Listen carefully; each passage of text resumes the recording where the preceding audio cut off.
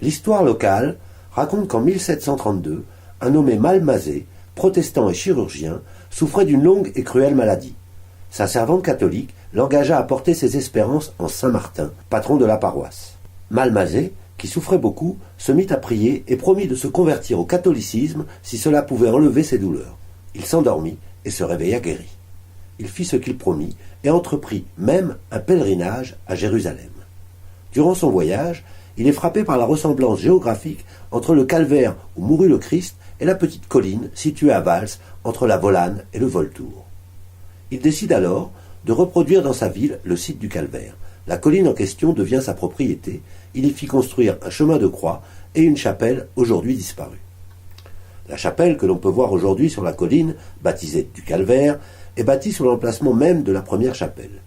Bâtiment de forme carrée, dont la solidité est assurée par 12 colonnes, groupées aux 4 angles, en pierre de Crussol. Les stations du chemin de croix, constituées de tableaux en fonte, ont disparu, de même que la croix et l'autel en marbre noir de la chapelle. Le calvaire, abandonné après la Révolution et la séparation de l'Église et de l'État, fut soumis au vandalisme. Il a été refait en 2007.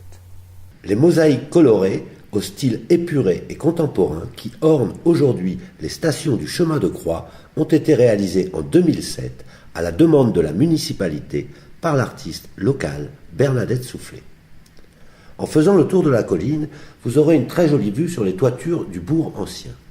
Regardez, elles sont recouvertes de tuiles romanes en terre cuite, autrefois moulées sur les cuisses des femmes. Les maisons du vieux Vals sont construites avec les galets de la rivière. On y trouve des galets de granit et de basalte. Ces galets étaient coupés en deux pour avoir une face plate.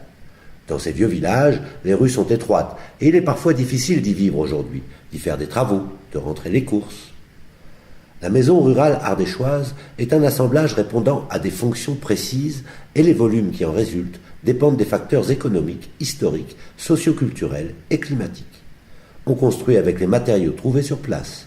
Ainsi, vous trouverez au cours de votre séjour en Ardèche des maisons aux murs en granit, schiste, basalte, grès, galets de rivière, des charpentes en châtaignier, pin, chêne, recouvertes de genêt, de lauze ou de tuiles.